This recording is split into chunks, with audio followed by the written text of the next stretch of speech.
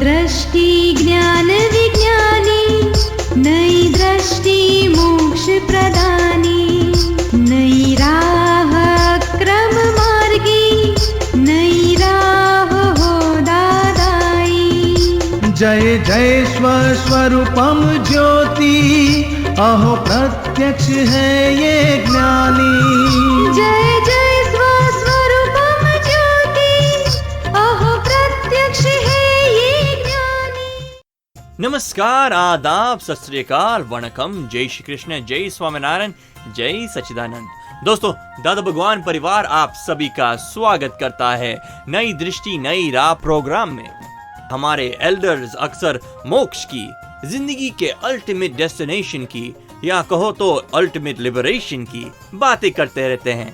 तो ये मोक्ष क्या है, ये कहां से मिलेगा और हमें चाहिए क्यों? क्या मोक्ष यानी परमानेंट सुख या फिर जन्म मरण के चक्कर से छुटकारा, क्या वो मरने के बाद ही मिलेगा या फिर जीते जी भी उसका अनुभव हो सकता है? इसके लिए हमें क्या करना होगा? चलिए सुनते हैं अपने आत्मज्ञानी से इन प्रश्नों के उत्तर। कुंदन कुमार चौधरी। केवल ज्ञान इस जन्म में, आत्मा अनंत ज्ञान वाला है, तो केवल ज्ञान में केवल्य ज्ञान भी आत्मा में प्रकट इस अवतार में भी हो सकता है। मोक्ष भी इसी जन्म में हो सकता है, उतना नहीं हो सकता है। अंश केवल ज्ञान हो सकता है, सर्वांश नहीं हो सकता है, क्योंकि ये कलयुग है और कर्मों का ढेर सारे कर्म है, कॉम्प्लेक्स। उसमें से जितने कम हो गए, इतने हल्के हो गए तो भी बहुत अच्छा है कि महाविद्या क्षेत्र तक तो पहुंचे। वहां तो चौथा आ रहा है, वहां तो केवल ज्ञान भी होता है, वहां से निर्वाण भी होता है। ये 8 साल की उम्र में केवल ज्ञान हो जाता है महाविद्या क्षेत्र में। तो ये लाइफ में नहीं होएगा तो फिर हम क्यों झंझट करें? हाँ, आत्मा का अस्पष्ट वेदन हमें हुआ है, वहां से स्पष्ट वेदन तक इसी लाइफ में जा सकते हैं। और शुक्ल ध्यान के 4 स्टेप है। फर्स्ट अस्पष्ट वेदन, दूसरा स्पष्ट वेदन, तीसरा केवल ज्ञान और चौथा निर्वाण। तो पहले 2 स्टेप इसी लाइफ में हो सकते हैं, दूसरे 2 स्टेप महाविद्या क्षेत्र में होंगे। दादाजी से बोले हैं कि देते हैं हम ज्ञान 360 डिग्री का, तो जो हमको ज्ञान मिला वो तो 360 डिग्री का मिला, यानी अंश केवल ज्ञान रहेगा। हाँ, तो बर्तन में उतना पूरा नहीं समा सकता है, क्योंकि चारित्र में बाद में तो लास्ट में कर्म का फोर्स का कर्म पूरा हो गया तो अंत में तो हो सकता है ना। नहीं होएगा, क्योंकि हमारे जो आवरण है उसमें स्थूल रूप से कुछ चले जाएंगे, सूक्ष्म में कुछ चले जाएंगे, सूक्ष्मतर सूक्ष्मतम नहीं जाएंगे तो रह जाएगा। तो हरकत क्या है, एक दो दिन आपको आज नहीं मिला और कल और परसों में बोले मिलेगा, तो आपको 3 लाख का चेक मिलने वाला था, आपको बोले कि भाई मंडे नहीं, आप थर्सडे आ जाओ तो मिलेगा, तो आपको कुछ दुख लगेगा? तो इतना 2-3 दिन के बाद मिलेगा, ये 2-3 अवतार के बाद मिलेगा, उसमें क्या हरकत है? अनंत अवतार में नहीं मिलने वाली चीज 2-3 अवतार में मिले तो उसमें क्या लेट हो गया है ना? मिलने वाला तो है ही है, इसमें कोई हरकत नहीं।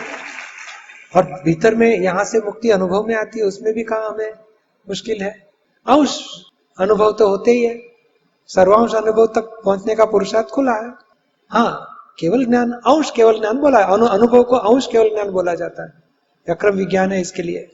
अंश केवल ज्ञान इतना कितना बड़ा स्टेज मिल गया हमें। ये तो चौथा आ रहा होता था तो यही ज्ञान से हम केवल ज्ञान तक पहुंच जाते थे। और पॉसिबल तीर्थंकर की हाजिरी नहीं है तो केवल ज्ञान नहीं हो सकता। ये पूर्ण दशा हम देखे ही नहीं तो हमें उतनी पूर्ण दशा प्रकट नहीं हो पाएगी। जैसे दादा का निधि ध्यासन रहे, सिमंदर स्वामी का निधि ध्यासन रहे, तो क्या अंत में नहीं हो जाएगी? क्योंकि आपकी दृष्टि से आप निधि ध्यासन सेट करते हो और निधि ध्यासन से भी आगे की बहुत बात बाकी रह जाती है। निधि ध्यासन से भी आगे है बहुत, यानी समझ लेने का कि भाई यहाँ तक पहुंच सकते, ये रास्ता इतना तक खुला है, आगे का नहीं। यहाँ से आप समझ लो, आप कलकत्ता से आते हो तो ये ट्रेन तक बॉम्बे तक पहुंचाएगी, बाद में दूसरी ट्रेन चेंज करके अहमदाबाद जाना पड़ेगा, ट्रेन चेंज करनी ही पड़ेगी। ये तो कहना ये इनका बॉम्बे का टर्मिनस है, उधर छोड़नी पड़ेगी। तो ऐसे दादाजी का ज्ञान से आप महाविद्या क्षेत्र तक पहुंचोगे, वहां छोड़ देने का, बाद में सिमंदर स्वामी की ट्रेन पकड़ने की, वो मोक्ष तक पहुंचाएगी। आप सुन रहे हैं नई दृष्टि नई राह। दोस्तों, हम बात कर रहे हैं मोक्ष की। तो आपको क्या लगता है, क्या मरने के बाद सभी को मोक्ष मिलता है? किसे मिलेगा और किसे नहीं? क्या अच्छे कर्म करने पर मोक्ष मिलेगा? मोक्ष के बाद क्या होता होगा? सुख है या सिर्फ बातें ही हैं? सोच में पड़ गए ना? आइए बढ़ते हैं हमारे नेक्स्ट सेगमेंट की ओर इन सारे सवालों के जवाब पाने के लिए। मेरा क्वेश्चन ये था दादाजी कि जैसा रामायण में बताया है कि तुलसीदास जी ने बोला है कि कलयुग केवल नाम आधारा सुमिर सुमिर नर हो ही उपारा, कि कलयुग में भगवान राम की जो है महिमा का उन्होंने गुणगान किया है। और सूरदास जी ने भी बताया श्री कृष्ण बिहारी लाल जी का भी। तो भगवान के नाम स्मरण से और भगवान का निरंतर पूजन पाठ से क्या मोक्ष की प्राप्ति हो सकती है अथवा नहीं? नहीं, भक्ति का प्रकार है ये।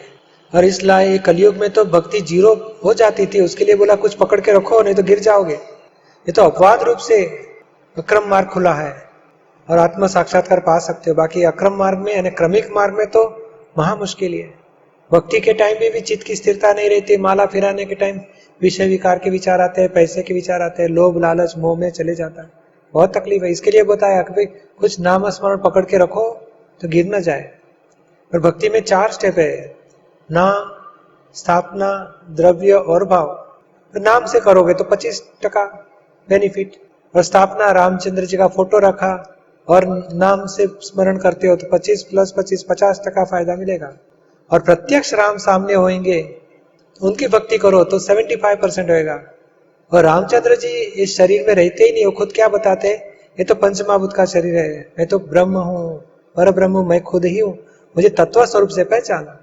और तत्व स्वरूप की भक्ति की तो भाव भक्ति वो पूर्ण 100% फायदा मिलेगा। तो क्या तुलसीदास जी और जो सूरदास थे उनको क्या मोक्ष प्राप्त हुआ है? उनको नहीं, वो खुद ही बताते कि इतना करो।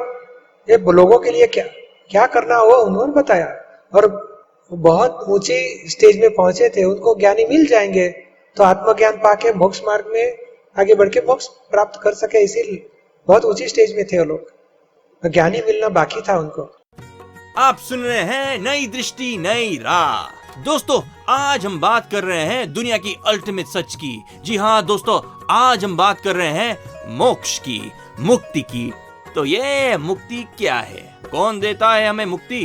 क्या मांगने से सभी को मुक्ति मिल जाती है क्या? मुक्ति हमें किस से पानी है? संसार से, जन्म मृत्यु के साइकिल से, लोगों से, परिवार से, रिश्तों से या अपने आप से?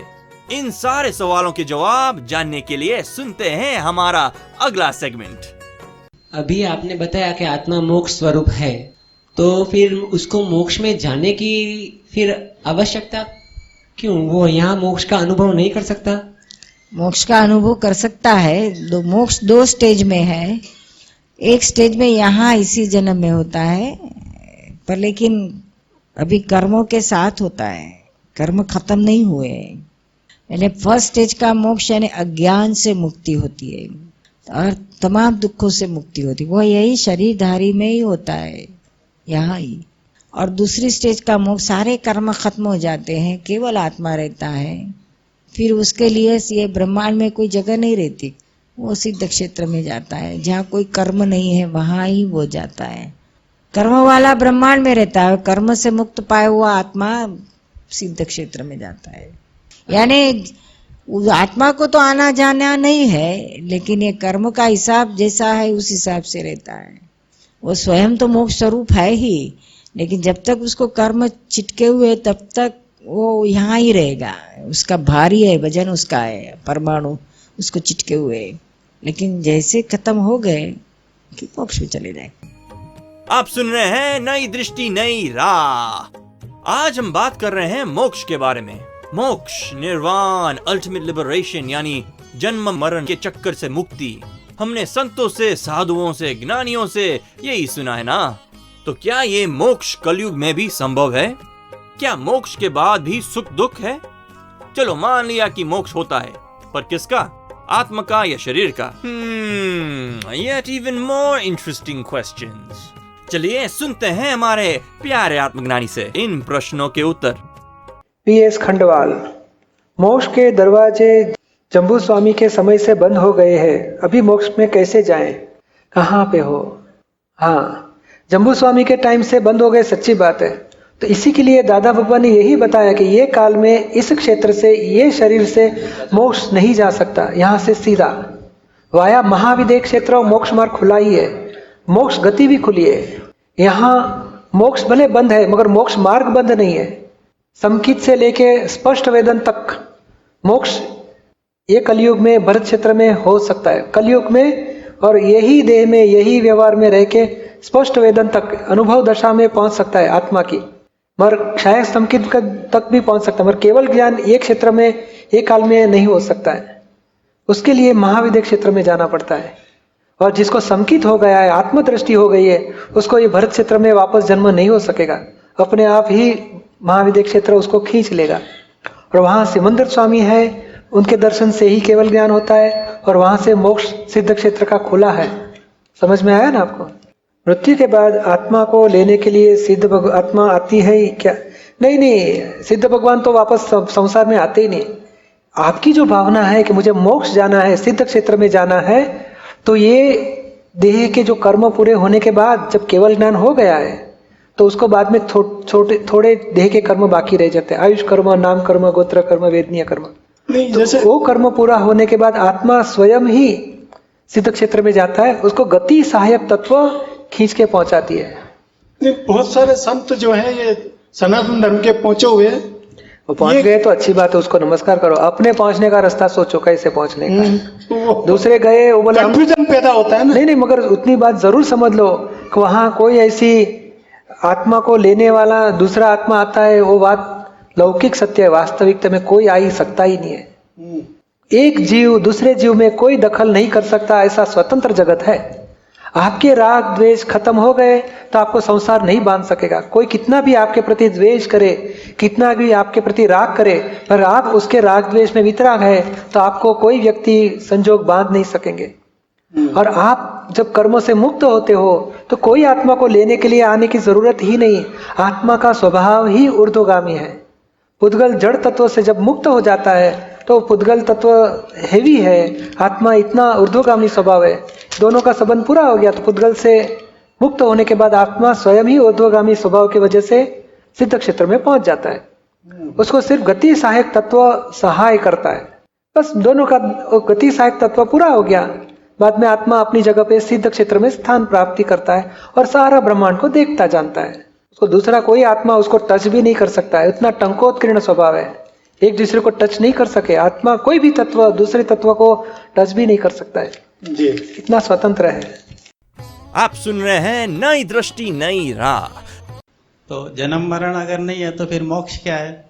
हाँ, यानी आत्मा खुद मोक्ष स्वरूप ही है, लेकिन अज्ञानता से अहंकार को ऐसा लगता है कि मैं आत्मा नहीं हूँ, लेकिन मैं संपत राव हूँ। ऐसी जब तक मान्यता है तब तक मेरा जन्म होता है और मेरी मृत्यु होती है। जब आत्मा मोक्ष स्वरूप ही है तो मोक्ष प्राप्ति के लिए फिर पुरुषार्थ करने की क्या आवश्यकता? अपने आप हो ही जाएगा मोक्ष तो उसका। हाँ, जरूर हो जाएगा, अपने आप ही हो जाएगा, अगर बीच में अहंकार की टांग ना आए तो। आप सुन रहे हैं नई दृष्टि नई राह, जो सुलझ जाता है जिंदगी के हर सवाल को। Wow, what an enlightening segment. दोस्तों, आज हमने जाना सच्चे मोक्ष की परिभाषा। परमानेंट हैप्पीनेस का एहसास ही मोक्ष है और उसकी शुरुआत होती है ज्ञान के बाद। संसार में रहते हुए संसार का एक भी दुख हमें टच नहीं करता। यही है अक्रम विज्ञान और यही है मोक्ष। तो चलिए विनाशी सुख को छोड़े और परमानेंट सुख की राह पर चले। ऐसे और एनलाइटनिंग टॉपिक्स की जानकारी के लिए हमें कॉल करें 1877-505-दादा एक्सटेंशन 23 और लॉग ऑन करें hindi.dadabhagwan.org या फिर ईमेल करें dadaonradio@us.dadabhagwan.org। आज के लिए हमें दे इजाजत, कल फिर मुलाकात होगी, तब तक के लिए स्टे ब्लेस्ड। नई दृष्टि ज्ञान विज्ञानी, नई दृष्टि मोक्ष प्रदानी, नई राह